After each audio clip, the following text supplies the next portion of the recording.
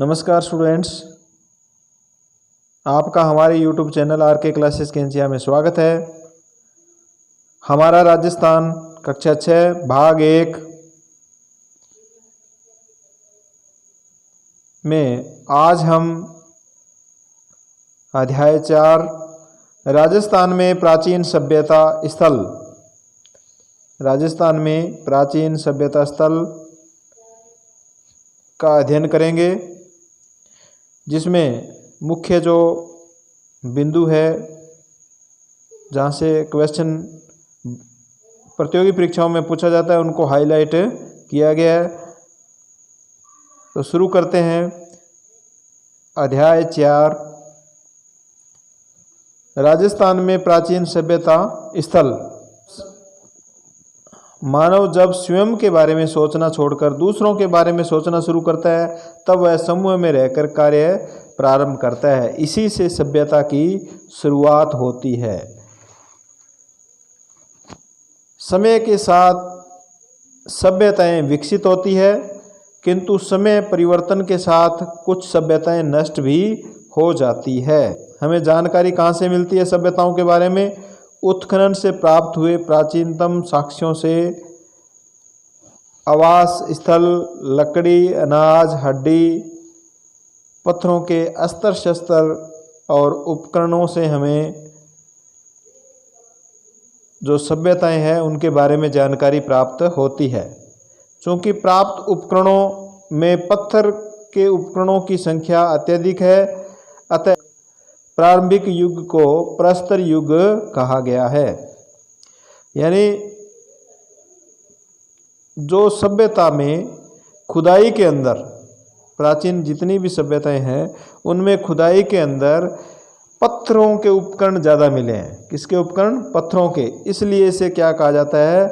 जो प्रारंभिक या प्राथमिक जो युग है उसको प्रस्तर युग कहा जाता है। उसमें मानव जानवरों का शिकार करता था, जंगलों से कंदमूल एकत्र करके पेट भरता था। उसने कुल्हाड़ी, गंडासा, छुरा आदि उपकरण भी बनाए। प्रस्तर युग के उपकरण हमें कहाँ से मिलते हैं? देखो, बनास, गंभीरी, बेडच और चंबल नदी घाटियों और शिलाश्रयों में मिलते हैं। प्रस्तर युग के जो उपकरण है वो बनास नदी कहाँ से मिलते हैं हमें? बनास नदी, गंभीरी, बेडच, चंबल नदी घाटियों में। और शिलाश्रय किसे कहते हैं? पत्थरों के बने हुए घर, गुफाएं, उनको हम क्या कहते हैं? शिलाश्रय कहते हैं। प्रस्तर युग के बाद यानी पत्थर के युग के बाद ताम्र कांस्य युग का काल आया और उसके बाद लोह युग आया। सबसे पहले प्रस्तर युग, फिर तांबे व कांस्य का प्रयोग हुआ और लोह युग। ताम्र सभ्यता हमें कालीबंगा, गणेश्वर और आहाड़ आदि क्षेत्रों के जो स्थल है वो ताम्र सभ्यता से संबंधित स्थल है। ये कालीबंगा सभ्यता का चित्र बना हुआ है। देखो, कालीबंगा सभ्यता में खुदाई से इस प्रकार ये कुआं है और ये नाली बनी हुई है पानी के लिए, कुएं का जो पानी है बाहर निकलने के लिए। तो ये सभ्यता के अवशेष है, जिससे हम प्राचीन इतिहास के बारे में पता लगा सकते हैं। राजस्थान सभ्यता के प्राचीन केंद्र। राजस्थान सभ्यता के प्राचीन केंद्र देखो, हनुमानगढ़ में सबसे पहले कौन कौन से सभ्यता स्थल है? कालीबंगा, पीलीबंगा, रंगमहल और बड़ोपल। इसके बाद में बीकानेर में सोंथी बहुत ही महत्वपूर्ण है सभ्यता स्थल, सोंथी। झुंझुनू में सुनारी, सीकर से गणेश्वर। इन स्थलों को आपको याद रखना है। कालीबंगा कौन से ज़िले में है, सुनारी कौन से ज़िले में है, सौंथी कौन से ज़िले के अंदर है, गणेश्वर कौन से ज़िले के अंदर है, और विराट जयपुर में है। विराट कहाँ पर है? जयपुर में। दर भरतपुर में, और इधर बाड़मेर में तिलवाड़ा। यहाँ से प्राचीन सभ्यता के अवशेष हमें प्राप्त होते हैं। रेड टोंक नगर है वो टोंक में है, और नगरी है वो चित्तौड़गढ़ में। नगरी कहाँ है? चित्तौड़गढ़ में, और नगर टोंक में। बागौर भीलवाड़ा में, गिलूंड राजसमंद में, आहाड़ उदयपुर में। ये सभ्यता स्थल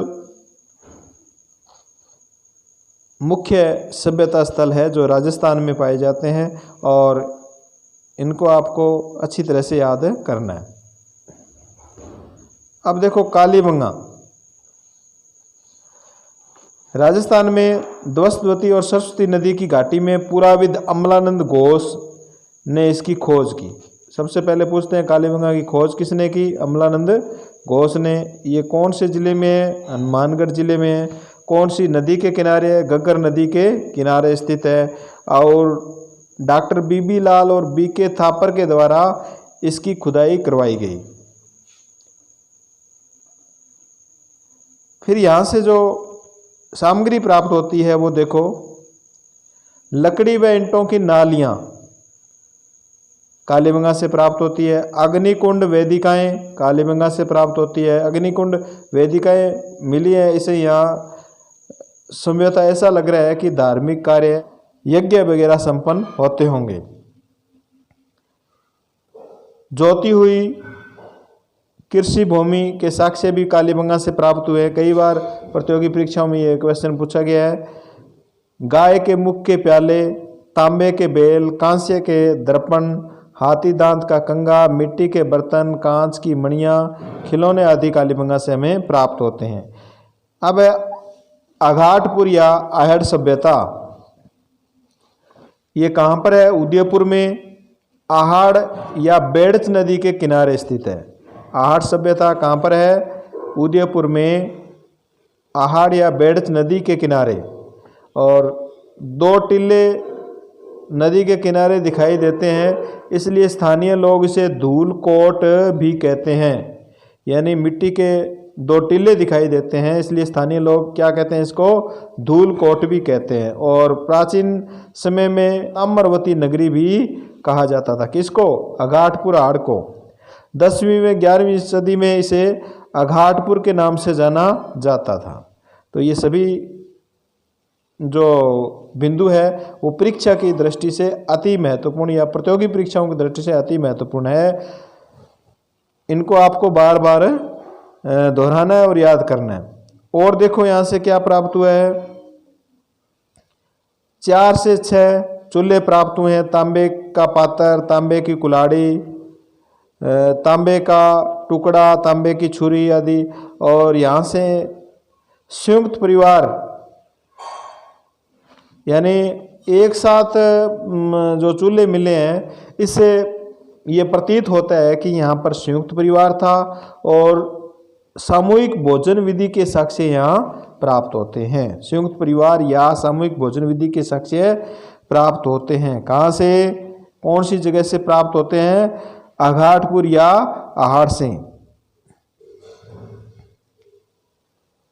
लाल भूरे मृदभांड, लाल भूरे मृदभांड, यानी मृदभांड का अर्थ होता है बर्तन।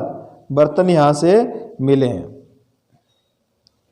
फिर 26 किस्म के मणिये मिले हैं।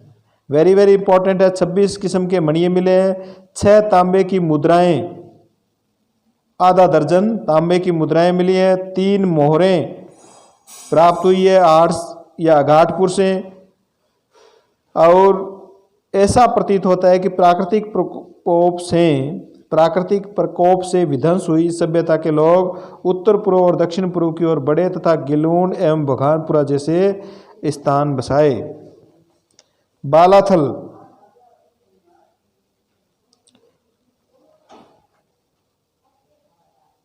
अब देखो बालाथल कहाँ पर है, उदयपुर जिले में। बालाथल उदयपुर जिले में ताम्र पाषाणकालीन संस्कृति से संबंधित स्थल है ये।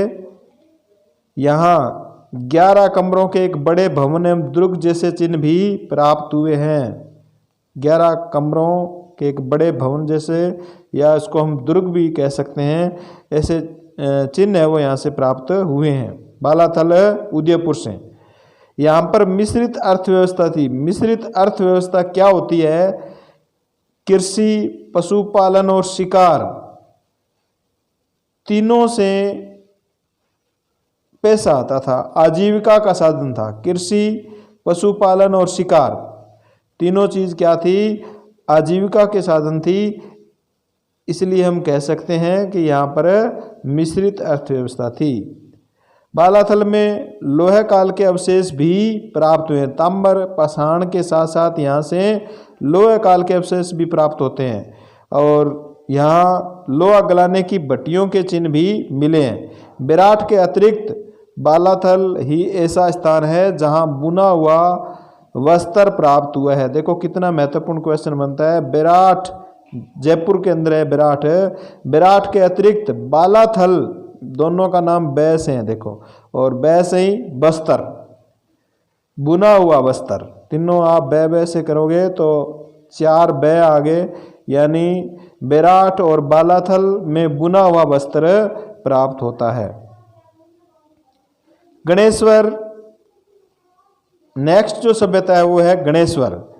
ये कौन से जिले में है? सीकर जिले में है, नीम का थाना तहसील में, और ताम्र संचयी संस्कृति भी इसे कहा जाता है। यहाँ से देखो मछली पकड़ने के कांटे प्राप्त हुए हैं। मछली पकड़ने के कांटे कहाँ से प्राप्त होते हैं? गणेश्वर से। उस तरह के फलक, अंगूठियाँ आदि यहाँ से प्राप्त हुई है। ये प्राचीन मुहर है, देखो इस प्रकार इसमें चित्र बने हुए हैं। गणेश्वर में मिट्टी के 2 प्रकार के बर्तन मिले हैं। 2 प्रकार के कौन कौन से बर्तन मिले? देखो गणेश्वर से कितने प्रकार के मिट्टी के बर्तन मिले? 2 प्रकार के। नंबर 1, हड़प्पा पूर्वी संस्कृति के हल्के लाल रंग के बर्तन, हल्के लाल रंग के, और दूसरे लाल चिकनी मिट्टी विशिष्ट चित्रकारी वाले बर्तन मिले। लोहकालीन इतिहास जानने के लिए विराट, सांबर, बागोर, रेड आदि सभ्यता स्थलों का हम अध्ययन करेंगे। यानी लोहकालीन इतिहास कहाँ से मिलेगा हमें? विराट जयपुर से, सांबर से, बागोर से और रेड आदि स्थलों से। तो इनके बारे में हम पढ़ेंगे। देखो अशोक का विराट से प्राप्त शिलालेख, ये अशोक के 2 शिलालेख विराट से प्राप्त हुए। देखो यहाँ इसमें ब्राह्मी लिपि में लिखा गया, जिसको आज तक हम हमारे जो विशेषज्ञ है वो इस भाषा को पढ़ नहीं सके हैं। विराट जयपुर जिले में है। कहाँ पर है? जयपुर जिले में है। यहाँ पर देखो बिज्जक की पहाड़ी, भीम डूंगरी, बिज्जक की पहाड़ी और भीम डूंगरी यहाँ से हमें प्राप्त होती है। महाभारत में इसका उल्लेख मत्स्य जनपद जिसकी राजधानी कौन सी थी? विराटनगर। मत्स्य जनपद की राजधानी विराटनगर थी, जहां पांडवों ने अपने अज्ञातवास के अंतिम दिन व्यतीत किए थे। मौर्य काल में भी यहाँ एक प्रमुख केंद्र था। अशोक के 2 स्तंभ लेख, बाबरू या विराट शिलालेख और बौद्ध मठ के अवशेष भी प्राप्त होते हैं। यहाँ एक कमरे में 36 चांदी की मुद्राएं मिली है। कितनी? 36 चांदी की मुद्राएं मिली है। 8 पंचमारक और 28 भारतीय यूनानी शासकों की मुद्राएं या सिक्के प्राप्त हुए हैं। स्वास्तिक तथा तिरतन चक्र के चिन्ह युक्त अलंकृत घड़े, दीपक व नाचता हुआ पक्षी यहाँ से मिला है। नाचता हुआ पक्षी की आकृति है या मिट्टी की बनी हुई आकृति है, वो कहाँ से मिली है? विराट जयपुर से। पत्थर की संदूकें भीलवाड़ा जिले के बागोर ओजियाना, ओजियाना कहाँ है? भीलवाड़ा में। जयपुर जिले में स्थित सांबर और जोधपुरा, टोंक जिले में नगर एवं रेड, ये दोनों स्थल कहाँ है? नगर और रेड, टोंक में। चित्तौड़ में नगरी, नगर तो है, टोंक में नगरी, चित्तौड़गढ़ में। भरतपुर में नोए, जालौर में भीनवाल, भीनवाल कहाँ है? जालौर में। पचमाता व गिलुंड, ये दोनों राजसमंद में है। विराट बौद्ध मठ के अवशेष। अब है शब्दावली।